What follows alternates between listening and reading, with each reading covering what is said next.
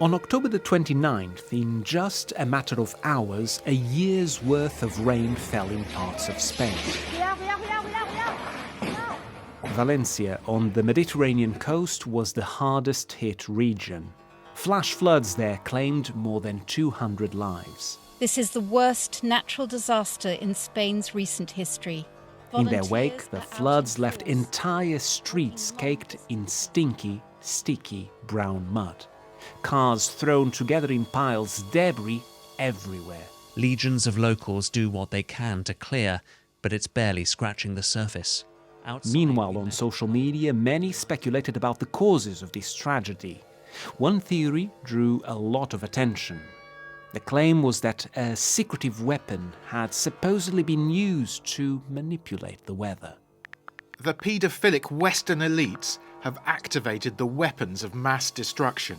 They launched an electromagnetic pulse to trigger uncontrolled rainfall. Truth is stranger than fiction. Through tweets like these, claims that the Valencia floods had been somehow engineered started spreading. And very soon, posts and videos alleging there was nothing natural about this extreme weather were raking in millions of views. But how?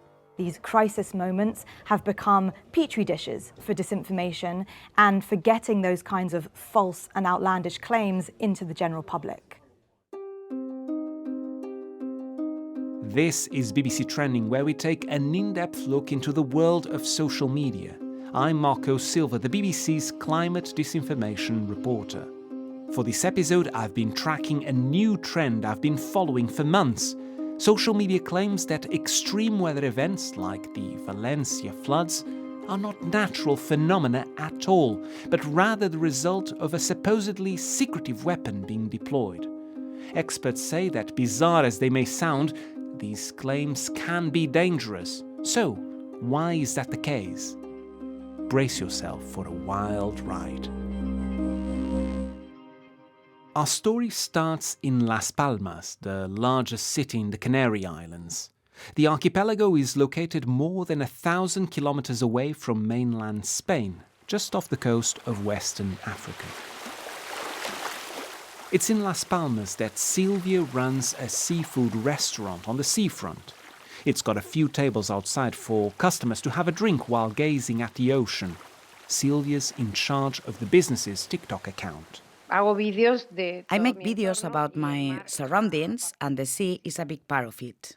Videos of gorgeous sunsets, stormy seas, and ships, unusual ones Silvia spots on the horizon. And that's how, on the 25th of September, she saw something in the distance. We are used to seeing different ships, but that one was totally weird. On its deck, Silvia saw what she believed to be antennas, more than 20 of them. They were actually exhaust pipes, but we'll come to that in a second. On the ship's hull, there was also a name, Karadeniz's power ship Onur Sultan. I went online and I found a newspaper article saying it was a floating power plant that was anchored there. So I made a short video. Central Eléctrica sobre el mar. Floating power plants, power ships, are ships that produce electricity. They do that by, for example, burning gas, which explains the exhaust pipes on the deck, and have been used in countries like Ghana and Indonesia, mostly to help them cope with power shortages. Silvia had never seen a ship like that one before and was struck by the way it looked. But after she uploaded the video online, she forgot about it. Until... At least 51 people die after flash floods triggered by torrential rain in eastern and southern areas of Spain. 3 days after the floods, I was shooting another video and my daughter told me, "Do you know your video went viral?" And I went, "No, really?" And it just kept going up and up. As I'm recording this episode, Silvia's video has been watched almost 3 million times, and it's got more than 4,500 comments. The truth is, I was super surprised because you don't expect these things. So why did it happen? As is often the case in the aftermath of a natural disaster, in the days that follow the floods in Valencia, all sorts of dubious claims started circulating on social media. We have been covering many crises already, but this dimension has been absolutely new. Maribel Ángel Moreno is the climate editor at Maldita, a fact-checking organization in Spain. Among other things, they run a WhatsApp account for people to send in dodgy claims they spot online. Normally, we get over 400 queries a day, but during the whole crisis, we've been getting over 5,000 queries a day. Maribel and her team fact-checked a wide range of claims, from suggestions that officials were hiding the real number of casualties, which they weren't, to claims that aid organizations stole donations or refused to help victims, which they didn't. But there was one claim in particular that stood out. The first narrative that we saw was, this is so big it can't be natural. It looks like an attack, maybe made by HARP. HARP, the High Frequency Active Auroral Research Program, currently run by the University of Alaska Fairbanks with the sole purpose of studying the upper atmosphere. But more on that in a moment. For now, what you need to know is that this bogus allegation that HARP was used to trigger the Valencia floods, well, it went viral. This is not normal weather. This is weather warfare, manipulated by HARP. Before the storm, a mobile HARP station was seen off the coast of Valencia. These are just two tweets that proved especially popular, but I found hundreds of posts making similar claims on major social media platforms. Compañeros, ¿qué pensáis que es esto de aquí? And it wasn't only in Spain that this narrative seemed to be gaining momentum. We have seen this going viral in Croatia, Mexico, Greece, Italy, the United Kingdom, and France. It's normal to some extent that some of the narratives spread internationally. But in this case, it was standing out. All these users shared the suspicion that HARP was used against the people of Valencia, but when it came to explaining who did it and why, there was a whole range of wild theories. Some claimed that this was about frightening people into accepting climate-friendly policies. Others said this was payback for Spain's decision to stop selling weapons to Israel. Some even alleged it was Morocco, Spain's neighbor, who made it all happen. To destroy the agricultural sector in Valencia, which is a powerful one, and leave the ground unfertile. None of these claims are true. But on social media, different users put forward whatever evidence they claimed to have come across to back whatever case they were making.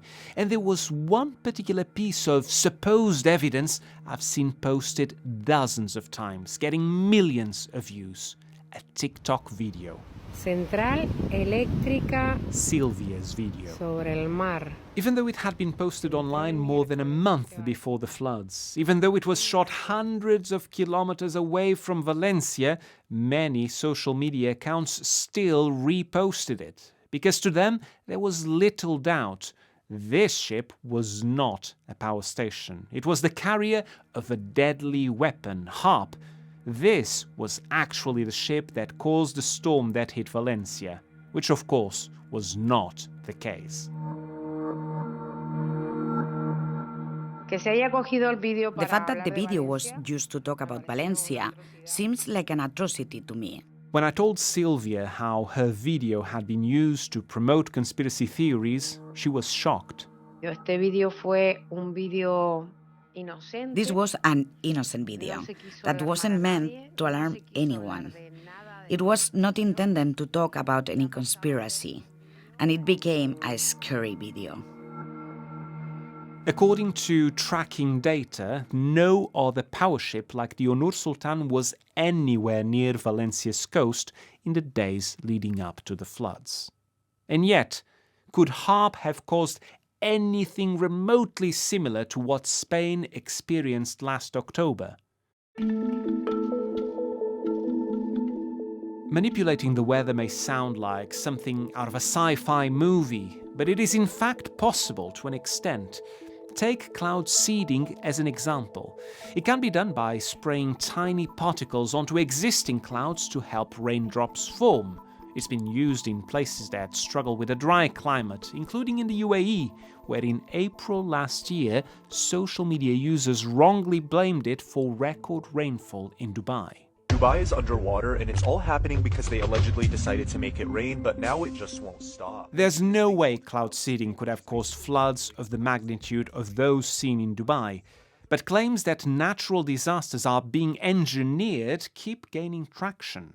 When Hurricanes Helene and Milton swept through the United States last year, there was an explosion of social media posts making similar claims. This is, in my opinion, without a doubt, a supercharged storm that was created with weather modification. We're going to go into. And quite often, when conversations about weather manipulation blow up on social media, one term is bandied about: HAARP. Generally, along with suggestions that it is through HAARP, this supposed secretive weapon, that shadowy forces are controlling the weather and causing heat waves, wildfires, storms, floods, you name it. I don't think you could use HAARP to control or create extreme weather events. Chris Scott teaches space and atmospheric physics at the University of Reading here in the UK. He's never been involved with HAARP research, but he has a clear idea of what it involves. HAARP is a research program which uses radio waves to study the upper atmosphere, in particular the ionosphere. Right at the edge of space. We use the ionosphere for radio communication, and so understanding how the ionosphere varies is really useful. HAARP was developed by the US military in the 1990s. They thought the science done there could help improve communications and navigation systems, including for defense purposes. But for almost a decade now, the program has been run by the University of Alaska Fairbanks. I think it's understandable that a facility like HAARP, which is in a very remote location and had a military origin, is viewed suspiciously. That's only natural, but it's a civilian facility now, and they're very open about the research that they're doing with the facility. If you search for HAARP online, one image comes up repeatedly. A big field of radio antennas. It's through these antennas that radio waves are transmitted to the upper atmosphere, allowing scientists to observe and study what happens there. These antennas are the main instrument used by HAARP, and they've become a regular feature in posts spreading conspiracy theories. There's a place in Alaska that can control the weather and our thoughts, but no one talks about it. These 72-foot antennas are at HAARP. No, mind control is not something HAARP does. And as Chris explained to me, neither is controlling the weather. HAARP is studying a completely different part of the atmosphere from the part of the atmosphere where the weather systems reside. So the ionosphere sits at an altitude of about 60, 70 kilometers up, right on the edge of space, whereas the weather systems where we are seeing all these extreme events occurring is far lower down in the atmosphere, about 10 kilometers at the highest. So there's no doubt in Chris's mind. There's no research evidence to show that HAARP could influence the floods in Valencia.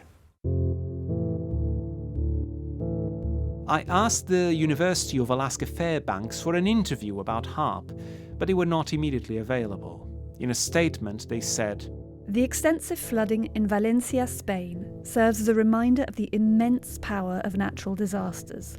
The research equipment at the HAARP facility is not capable of generating or amplifying such events."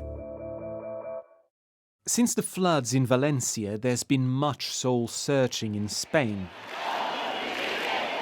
Large protests, heated political debate, with people still trying to understand how such a tragedy was possible. Scientists are able to provide some answers. What made this flood especially destructive was not just how intense it was, but also how long it lasted. Veronica Nieves is a climate scientist at the University of Valencia. The storms stayed over the same areas for hours. This scenario continued with inadequate drainage systems in urbanized regions that are actually prone to flooding, which made the damage much worse. We also know that on a rapidly warming planet, many extreme weather events are not only becoming more frequent, but also more intense. And Veronica says the floods in Valencia are no exception. Warmer air holds more moisture, increasing the potential for extreme rainfall. And at the same time, this autumn, the Mediterranean Sea was 2.5 degrees Celsius warmer than normal, than historical averages, which provided extra energy to fuel the storm, making it much stronger. Basically, this means that floods of this magnitude that were once considered once in a century are now becoming more common and much more destructive. In the face of such threats, conspiracy theories about HAARP, supposedly this secretive weather control weapon, might seem meaningless, social media noise, but they are part of an emerging pattern. Here's Jenny King from the Institute for Strategic Dialogue, a counter-extremism think tank.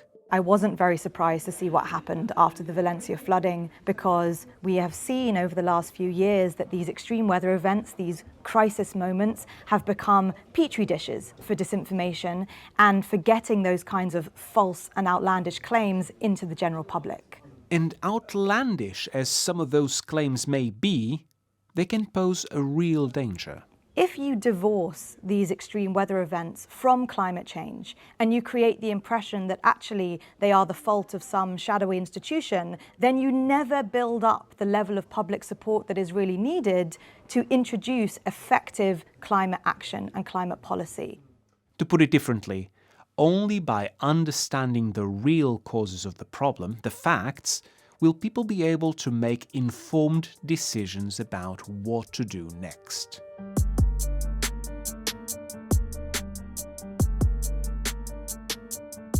You've been listening to BBC Trending with me, Marco Silva. I produced and presented this episode. Annie Gardner did the sound mixing. Flora Carmichael was our editor. Thanks for listening and goodbye.